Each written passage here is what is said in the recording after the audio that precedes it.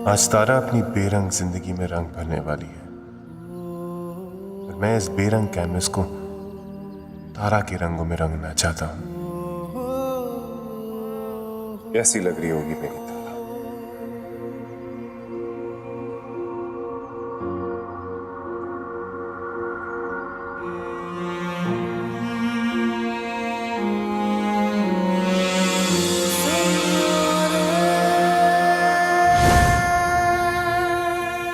अधखुली आंखों से छलकता नशा, जो ओस बनकर पिघलता चांद,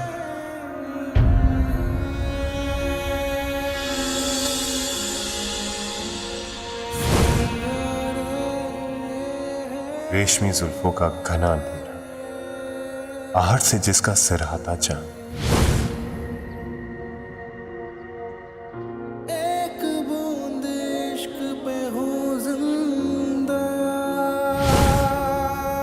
मीठी आवाज का खिलखिलाना, चूड़ी बनकर हो खनकता चांद,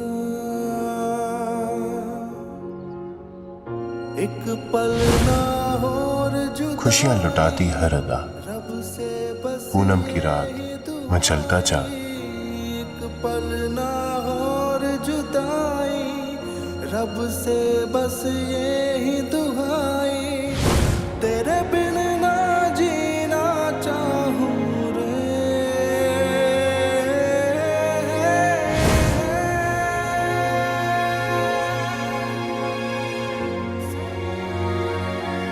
लगता है जब होती हो दूर, हर रात सिमटता चांद, सिमटता चांद, सिमटता चांद। तेरी एक बूंद इश्क पे हो जिंदा।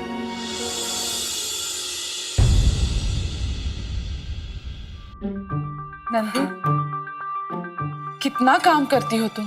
वो क्या है ना कि तारा देवी के उठने से पहले सारा काम खत्म करना पड़ता है। इधर आओ, रखो इसे। हम तुम्हें कितना गलत समझते थे नंदू। तुम तो बहुत ही मेहनती और कामकाजी हो।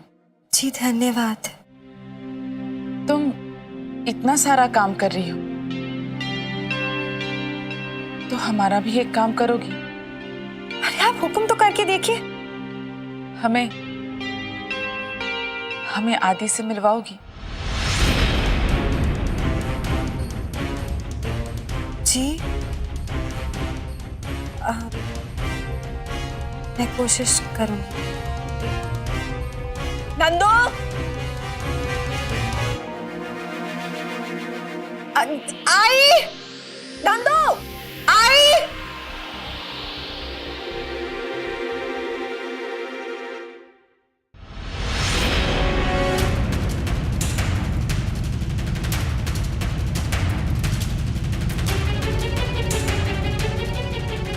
तारा, कैसी लग रही हूँ मैं? पागल हो गई है? सफेद कपड़े निकाल कर तूने ये रंगीन कपड़े क्यों पहने हुए हैं? ये बहना कितना परेशान हो रही है तू? ये सिर्फ निर्मला देवी को परेशान करने के लिए। मैं चाहती हूँ निर्मला देवी मुझसे बहुत नफरत करे, मुझे बहुत बुरा समझे और मेरी बहन अच्छी अच्छी बातें करके अच्छी बन जाए। और वैसे भी मुझे इन रंगीन कपड़ों में देखकर सासू माँ को पक्का पता चल जाएगा कि ना ही मुझे मृत्युंजय की याद आती है और ना ही मुझे मृत्युंजय की यादों की परवाह है। जैसे तेरी सासू माँ को मृत्युंजय की बड़ी परवाह है आज तक। तुझे क्या लगता है सब करके कुछ होगा भी? बिल्कुल फर्क पड़ेगा। मृत्युंजय की वो परवाह करे ना करे, पर मैं इस घर के मान सम्मान को ठेस पहुंचा रही हूं, इस बात से उन्हें जरूर चोट पहुंचेगी। और वैसे भी आदित्य के गायब होने के बाद उनकी ममता कुछ खासी जाग उठी। अब ऐसे में उनकी ममता का फायदा ना उठाया तो क्या किया?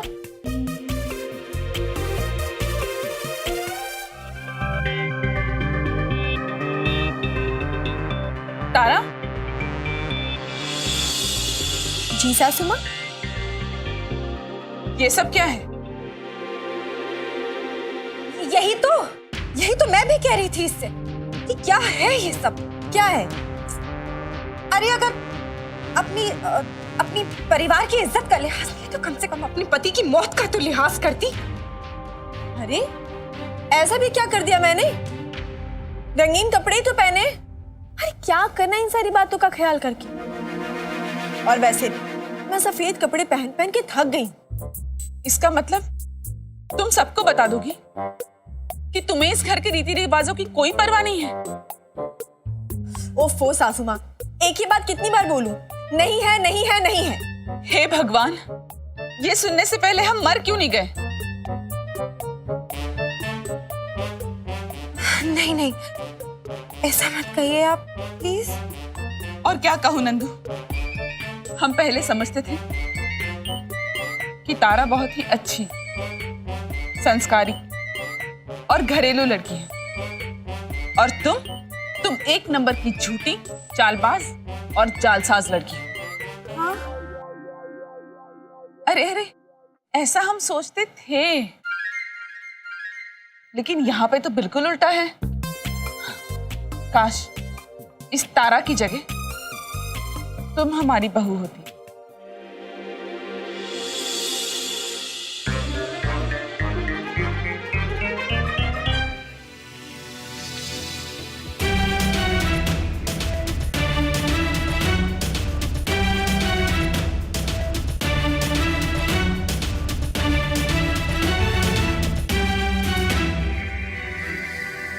घर में है कोई?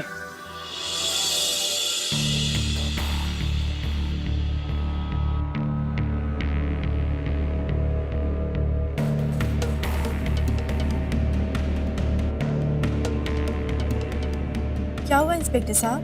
क्यों? आपको नहीं पता क्या हुआ है? आप नहीं जानते कि रुद्र प्रताप जी को किडनैप कर लिया गया है? देखिए, हमें ये खबर मिली है कि कुछ नकाबपोश लोगों ने रुद्र प्रताप जी का अपहरण कर लिया। आपको किसी पर शक है? इंस्पेक्टर साहब, शक क्या, मुझे पूरा यकीन है कि उन्हीं नकाबपोशों ने मेरे पति को किडनैप किया है। उन नकाबपोशों का पूरा गिरोह है इंस्पेक्टर साहब। इसका भी अपहरण उन्होंने ही किया था और फिर रुद्र जी ने फिरौती देके इसे छुड़ाया था वहां से। तारा जी, आपने उनमें से किसी का चेहरा देखा था? नहीं इंस्पेक्टर साहब, मेरी आंखों पर तो पट्टी बंधी थी। वैसे हमारे घर पे हमला भी किया था उन लोगों ने, और मुझे पता नहीं किसी चीज से मार के बेहोश कर दिया, इसे भी बेहोश कर दिया। और आदमियों ने एक बांसुरी छोड़ी थी ना, उसमें एक चिट्ठी थी, है ना? उस चिट्ठी में लिखा था कि वो मेरे पति पे हमला करना चाहते थे, लेकिन वो मिले नहीं, इसलिए उन्होंने घर का हुलिया बिगाड़ दिया। मतलब जो बांसुरी के साथ चिट्ठियां भेज रहा है, उन्हीं लोगों ने रुद्र प्रताप जी का अपहरण किया है। मुझे लगता है या तो इसके पीछे किसी राजनीतिक दल का हाथ है, या फिर उन्हें पैसे चाहिए। पता नहीं।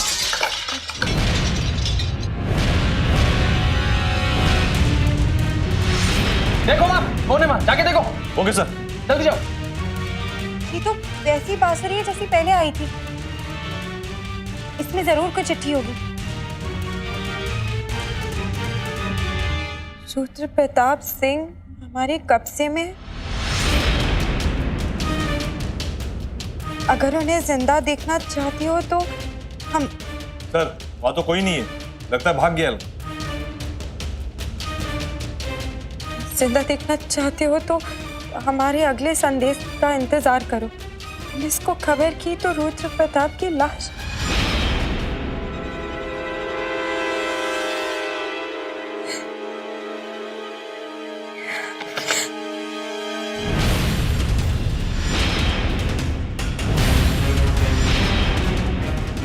इंस्पेक्टर साहब, देखिए कैसे बांध के रखा है उन्हें। देखिए, आप लोग चिंता मत कीजिए। अगर उन्हीं लोगों ने रुद्र प्रताप जी का अपहरण किया है, जिन लोगों ने तारा शेखावत जी का अपहरण किया था, तो मैं इन्हें जरूर ढूंढ निकालूंगा। देखिए, ये लोग जंगल में ही कहीं छिपे हैं, और हम इस जंगल का कोना कोना छान मारेंगे और रुद्र प्रताप जी को ढूंढ लाएंगे। आप बेफिक्र रहिए। ये सारी चीजें आप हमें दे दीजिए। हाँ जी, ये लाइए, हम उन्हें जरूर ढूंढ निकालेंगे। चलो।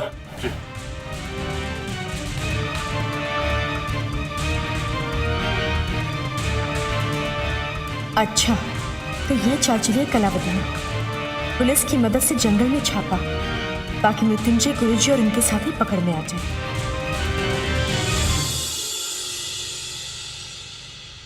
हमें ये जंगल छोड़कर चले जाना चाहिए। नहीं गुरु,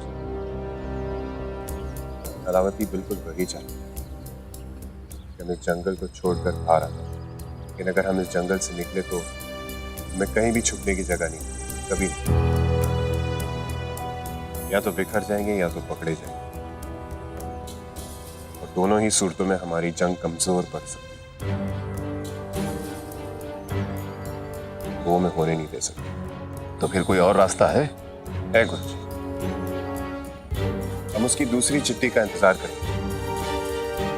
उस चिट्ठी में फिरौती की रकम और उसे पहुंचाने की जगह, हम वहां जाके उसे पकड़ लेंगे।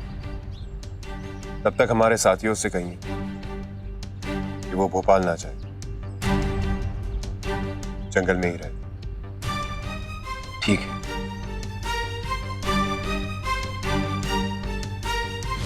हे भगवान जी, बहुत डर लग रहा है। पता नहीं वो नकाबपोश रुद्र जी के साथ कैसा सलूक कर रहे होंगे।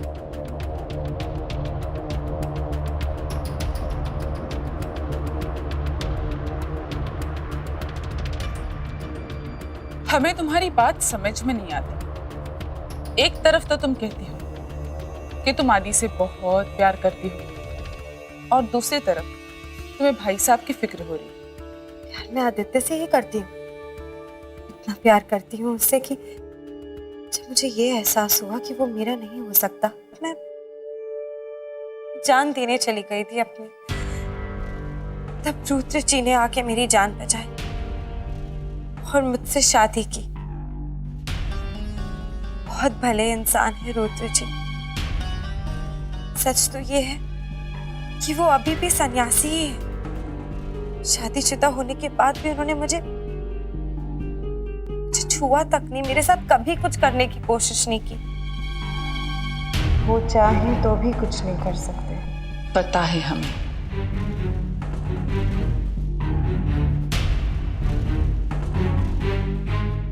प्यार मैं सिर्फ आदि से करती हूँ। अगर तुम आदि से इतना प्यार करती हो तो हमें मिलवा क्यों नहीं रही आदि से? आदि से? हाँ, नहीं। अब कैसे मिलवा दूं? तारा अब आप जानती है ना, मुझे बहुत डर लगता है उससे। अगर उसे पता चल गया तो पता नहीं वो क्या सजा देगी मुझे। लेकिन अभी तारा घर पे नहीं है। ये बिल्कुल सही वक्त है। एंड आई प्रॉमिस, हम उसे बिल्कुल इस बात का पता नहीं चलने देंगे कि तुमने हमें आदि से मिलवाया है। अच्छा, ठीक है, आइए। बहुत जच रही हूँ। पता है, जब तैयार हो रही थी तभी सोच रही थी कि मुझे सबसे पहले इन रंगों में तुम देखो। तभी तो मोबाइल में फोटो भी खींच लिया था तुम्हें दिखाने के लिए। और ये तस्वीर तो मैं पहले भी देख चुका हूँ, अपनी मन की आंखों से। अच्छा, अगर मेरी बात पे यकीन नहीं हो रहा है तो खुद देखना चाहो? आओ।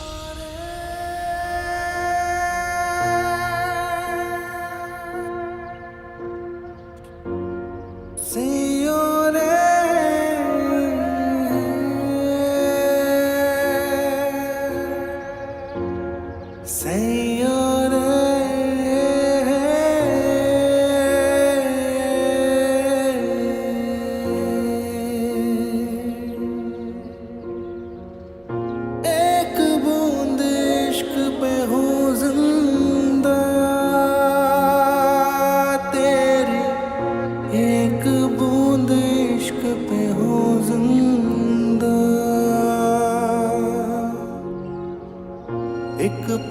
ना हो और जुदाई, रब से बस मृत्युंजय, यही दुआई, मैं जिंदगी का हर पल तुम्हारे साथ बिताना चाहती हूँ, और जुदाई, पर वो दिन कब आएंगे? से बस यही दुआई, तेरे बिन ना जीना चाहूं रे। बहुत जल्द, बहुत जल्द। एक बूंद इश्क पे हूँ जिंदा।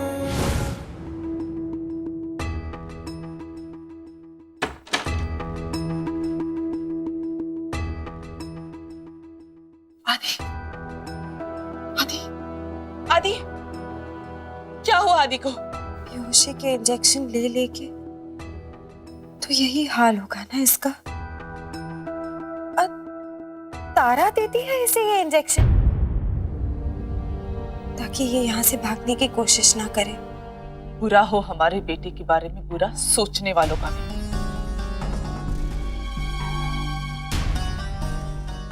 नंदू, अगर तुम मदद करो तो हम आदि को यहाँ से ले जा सकते हैं। लो कर लो बात, ये तो लेने के देने पड़ गए नंदू। इसे तो यहाँ आदित्य को पाने के लिए लाई थी, पर ये तो भगाने की बात कर रही है। क्या सोच रही हो?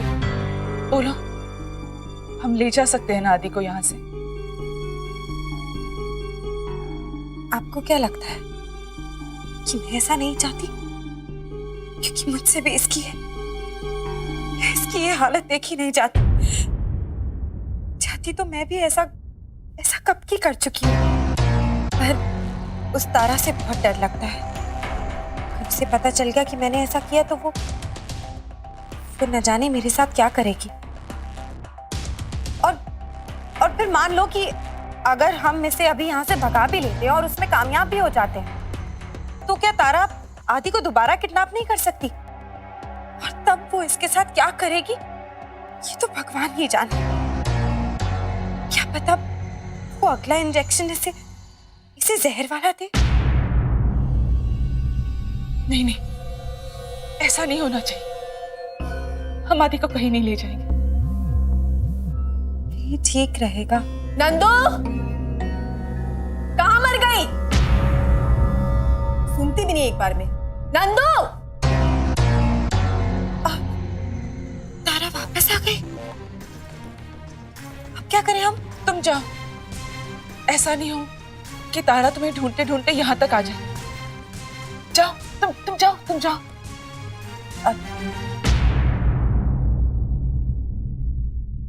मॉम, आदि,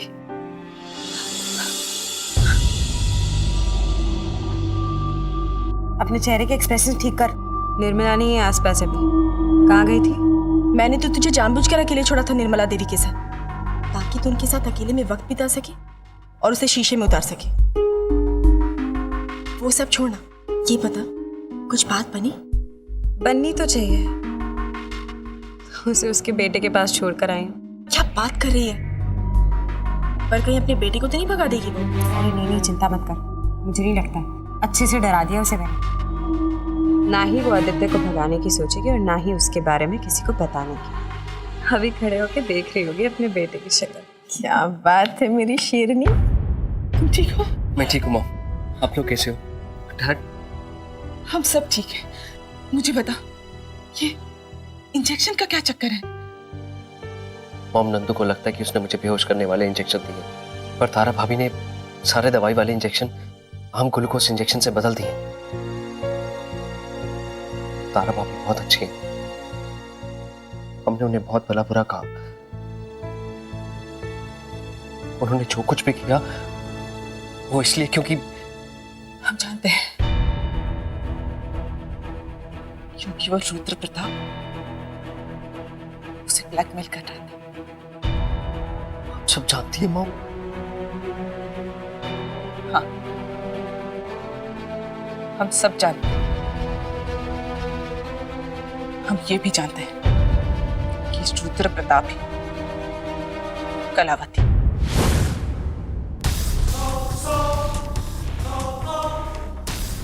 मॉम, फिर डैड को? नहीं आदि, वो हमारी बात नहीं मानेंगे, क्योंकि वो अपने बड़े भाई को देवता मानते हैं। और उनका ये देवता समान भाई कितना बड़ा राक्षस है ये उनको कौन बताएगा?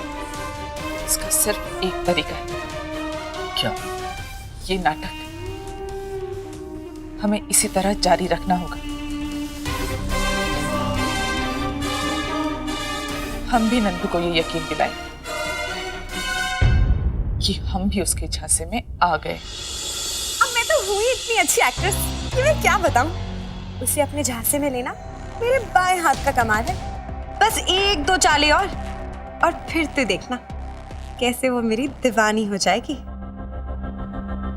अच्छा, दीवानी हो जाएगी? ऐसा क्या सोचा है मेरी बहना ने? देख, सबसे पहले ना ये कौन आके डिस्टर्ब कर? तारा शेखावत, मैं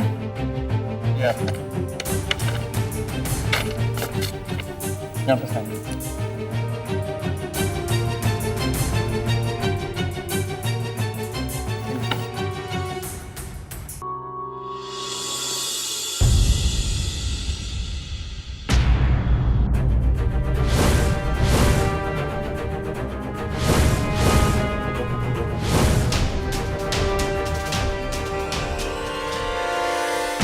ये बांसुरी, देख देख क्या है इसमें।